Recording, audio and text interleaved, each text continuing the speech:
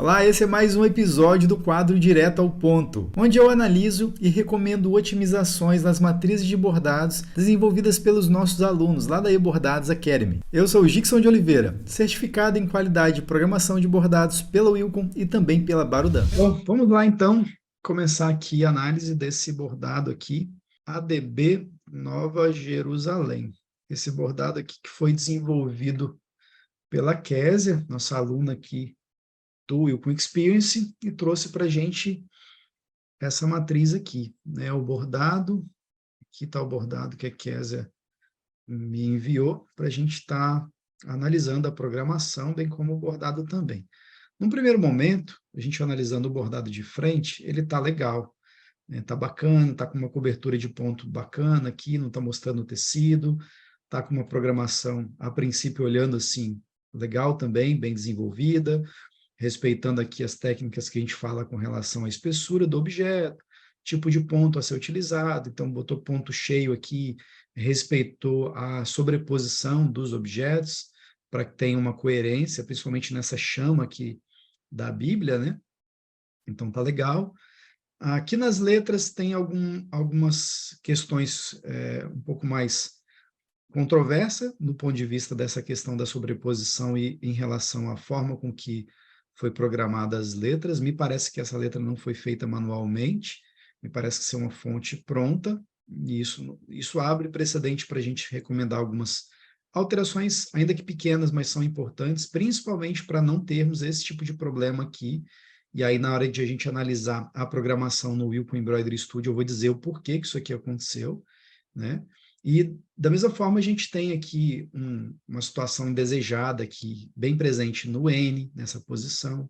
Aqui também tem um pouquinho, aqui no A, principalmente, né? Aqui dá para a gente ver nitidamente que a coluna que faz o formato da letra A, ela tem um objeto à parte. E aí, o resultado, visualmente falando, desse objeto à parte, é percebido visualmente na formação da própria letra. Então, no V também a gente consegue perceber que é um objeto bordado no sentido contrário. Isso por conta, possivelmente, de ser uma letra, uma fonte pronta, né? Talvez até nem mesmo do próprio Wilcom, uma fonte do próprio Windows, que é onde acontece muitas vezes esse problema. Fontes originais do Wilcom, a vantagem de utilizarmos fontes originais do Wilcom é justamente que isso aqui é solucionado, né? Porque é uma fonte pensada para esse fim, né?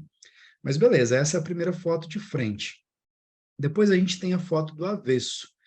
E aqui está a foto do avesso, ela já tirou, a princípio, a entretela daqui do avesso, não tem aparição, pelo menos nesse momento aqui, da entretela, acredito eu, ela tenha usado entretela de rasgo fácil, mas eu consigo ver, Kézia, muito branco, e aí quando a gente analisa esse volume de linha branca no avesso, a gente percebe que tem linha demais, de linha branca demasiadamente, uma vez que uma coluna de aproximadamente 3 milímetros de ponto cheio, a gente tem que ver aproximadamente 1 milímetrozinho de linha branca, que é a linha da bobina, no máximo, cerca de 1/3 de linha branca. Quando o bordado está muito branco assim no avesso, ele cria um aspecto irregular nisso aqui que você me retratou, nisso aqui que você me orientou, né, para eu perceber nessa foto aqui lateral, dá para ver essa estrutura do tatame com uma certa rugosidade, né? O ponto ele não está plano, ele não está com uma trama baixinha, como de fato é a característica que a gente espera do ponto tatame, que é o mesmo que o ponto matiz, né? Ponto matizado, que muita gente utiliza esse termo e não está errado. Mas ele não fica plano, baixinho, por quê? Porque existe uma falta de regulagem de tensão de fio, que muitas vezes pode ser regulagem de fio superior ou inferior. E aí, dada essa falta de regulagem, que a gente observa na foto aqui do avesso, a gente consegue entender que isso aqui está acontecendo por conta desse desajuste na máquina de bordar. Isso aqui definitivamente não é problema na programação. Você não vai conseguir, alterando parâmetro de densidade de ponto na programação, você não vai conseguir sucesso no bordado, alterando nada na programação, nesse aspecto aqui da textura, esse volume, esse relevo irregular que você me disse que está acontecendo. Dá para ver que realmente está acontecendo nesse tatame, tá? Então, aqui realmente é regulagem de ponto na máquina. E aí, beleza, eu vou agora compartilhar a tela, eu vou abrir o arquivo, a matriz que você me mandou no Wilcom, para a gente analisar na programação se existem outros critérios a serem considerados para a gente melhorar a qualidade desse bordado, né? Então, vamos lá compartilhar a tela aqui para a gente examinar se tem alguma coisa que pode ser melhorado na programação. E aí, como eu já disse, na textura do ponto tatame aqui, ó, como a gente pode ver o desenho, ele está com o ponto perfeito, 0,45, comprimento 4,0, ponto suporte que você trabalhou foi ocorrido para a borda, e depois vem um segundo ponto suporte tatame, perfeito. Não vou sugerir mudança absolutamente nada nesse aspecto, a textura do ponto, porque isso não vai resolver aquele problema lá. Bem como a ordem dos objetos, né? Vamos fazer aquele recurso que a gente gosta bem de usar, né? Que é o redesenhar devagar, para a gente ver como foi o processo de construção da programação que você usou aqui no Wilcon para criar essa matriz. Uma matriz de 12.400 pontos, tem aproximadamente, vamos medir aqui o tamanho dela, tem 17 centímetros de largura por 12 centímetros de altura, um bordado bem grande aí, como a gente já observou na amostra, né? Então, vamos aqui no Wilcon colocar para fazer o processo de redesenhar devagar, né? Só para a gente conhecer aqui a ordem da programação que você usou para construir essa matriz. Então, vamos acelerar um pouquinho mais aqui, para não demorar tanto fazer esse processo. É um processo de simulação de costura, feita pelo próprio software, para a gente entender o que de fato vai acontecer na máquina quando essa matriz for produzida por uma máquina de bordar, seja ela qual for.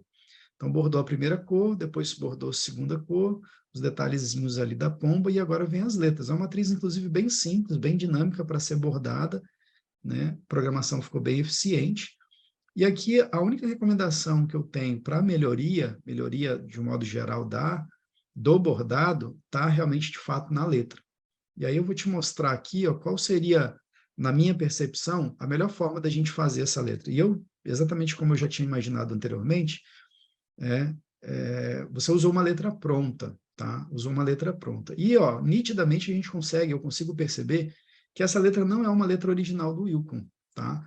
Então, assim, o Wilcon, ele, apesar de permitir que nós possamos utilizar fontes TrueTape, que são essas fontes do Windows, né? Pode ser que em algumas fontes o Wilcon não consiga interpretar essas fontes de maneira tão saudável, lembrando que a gente está falando de um bordado computadorizado.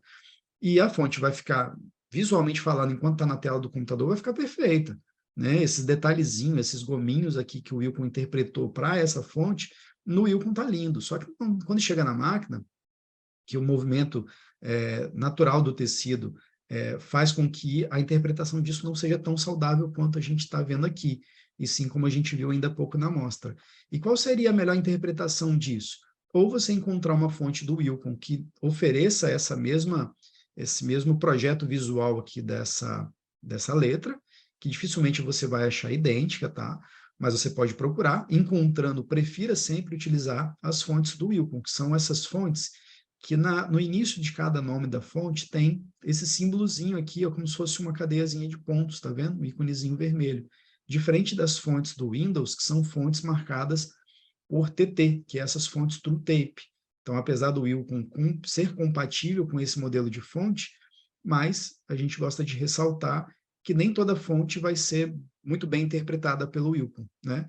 E isso pode causar um aspecto estranho ali no bordado, deixando o bordado com um aspecto de amador e não profissional. E aí, a primeira forma de resolver isso seria você encontrar uma fonte criada pelo próprio Wilcon para você substituir. Na hipótese de você não ter essa fonte criada pelo próprio Wilcon, o que você pode fazer? Você pode pegar esse objeto, né? Deixa eu só diminuir um pouquinho a tela aqui, a caixa de ferramenta, para não nos atrapalhar, para sobrar mais espaço útil.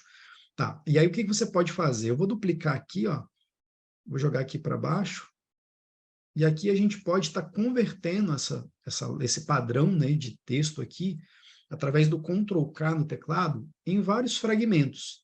Primeiro eu dei um Ctrl+K, ele converteu a frase em pequenos grupos de 2 palavras. Agora, se eu der um Ctrl+K de novo, ele vai converter palavras em letras. E se você observar aqui no canto direito, ó, essas letras, por enquanto, ainda são letras. Elas não foram transformadas em objetos. Mas o que, de fato, eu penso em fazer, nesse caso, em algumas letras, a gente dá mais um Ctrl+K, seria o caso do V, por exemplo, ó, mais um Ctrl+K, e agora sim, você pode observar que essa letra, quando eu dei aqui o terceiro Ctrl+K, a gente já conseguiu aqui, ó, fragmentar essa letra, transformando essa letra em objetos, simplesmente objetos vetoriais, obviamente impossibilitando que a gente venha trocar essa letra V por uma letra W, por exemplo, porque ela deixou de ser uma letra e passou a ser um grupo de alguns poucos objetos. Só que isso vai permitir que você faça algumas correções, sem precisar desenhar todas as letras. De modo que você pode, inclusive, usar aqui, ó, na letra V, talvez, a ferramenta soldar. Então, ao selecionar 3 objetos, que eu quero, inclusive, aplicar o nosso conceito de padrão aqui para a aplicação dos pontos nesses 3 objetos, eu posso usar esse recurso aqui, ó, de soldar, justamente para ele unificar, transformar 3 objetos em apenas um, de modo que quando eu aplicar o ângulo de ponto, eu vou aplicar um ângulo de ponto único. E aqui, como ele executou vários ângulos, eu vou escolher, eu vou deletar um, e esse outro ângulo aqui eu vou colocar ele na horizontal. E aí, desse modo, o que a gente vai ter aqui é uma letra com um ângulo único. E aí a gente não vai ter, nessa ocasião aqui, aquele mesmo desprazer de ver o objeto, né, sendo interpretado pela máquina de bordar com um aspecto como se não fosse uma letra, ou como se fosse uma emenda da letra, né? Então, isso aconteceu com o V, e aí você pode fazer isso com a letra M também, e aí para isso você pode selecionar o N, dar um Ctrl K, selecionar os objetos da letra N, e usar o recurso soldar, para também ele fazer essa solda mais significativa aqui na letra. E aqui eu estou ajustando um pouquinho o nó, porque inicialmente, quando eu soldei, ele deu um aspecto, tipo um buraquinho, tá vendo aqui, ó? Deu um buraquinho. E aí você ajustando um pouquinho o ângulo do ponto aqui, ó, você consegue fazer esse ajuste para corrigir, para que não haja essa falha. Qual é a vantagem de fazer assim, tá, Kézia?